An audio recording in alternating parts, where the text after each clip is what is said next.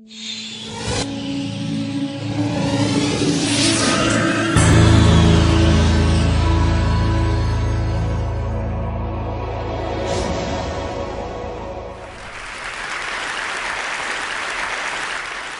imagine a big explosion as you climb through 3,000 feet.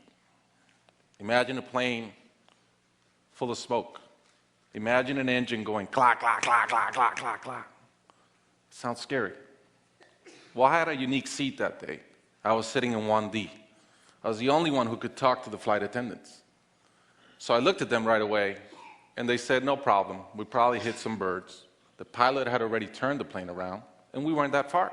You could see Manhattan. 2 minutes later, 3 things happen at the same time.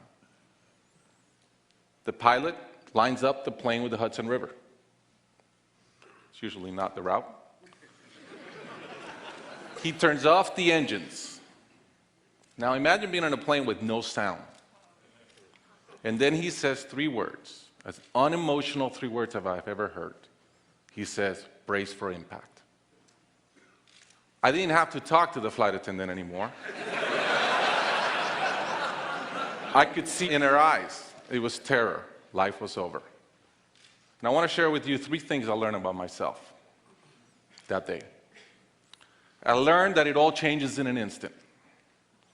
We have this bucket list, we have these things we want to do in life, and I thought about all the people I wanted to reach out that I didn't, all the fences I wanted to mend, all the experiences I wanted to have and I never did.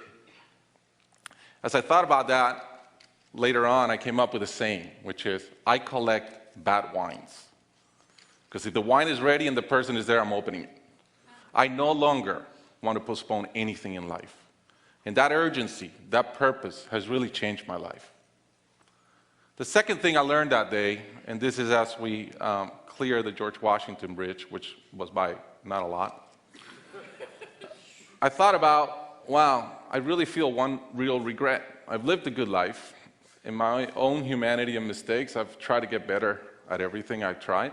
But in my humanity, I also allow my ego to get in. And I regretted the time I wasted in things that did not matter with people that mattered.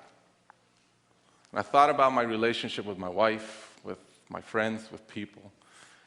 And after, as I reflected on that, I decided to eliminate negative energy from my life. It's not perfect. It's a lot better. I've not had a fight with my wife in 2 years. It feels great. I'm no longer trying to be right. I choose to be happy. The third thing I learned, and this is as your mental clock starts going 15, 14, 13, you can see the water coming. I'm saying, please blow up. Right? I don't want this thing to break in 20 pieces like you've seen in those documentaries. And as we're coming down, I had a sense of, wow, dying is not scary.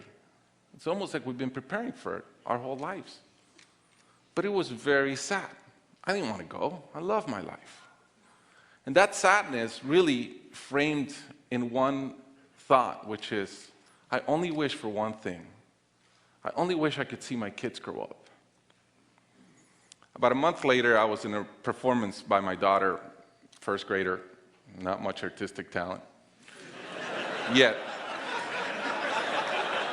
And I'm bawling, I'm crying like a little kid. And it made all the sense in the world to me. I realized at that point, by connecting those 2 dots, that the only thing that matters in my life is being a great dad. Above all, the only goal I have in life is to be a good dad. I was given the gift of a miracle of not dying that day. I was given another gift, which was to be able to see into the future and come back and live differently. I challenge you guys that are flying today. Imagine the same thing happens on your plane, and please don't. But imagine, and how would you change? What would you get done that you're waiting to get done because you think you'll be here forever? How would you change your relationships and the negative energy in them? And more than anything, are you being the best parent you can? Thank you.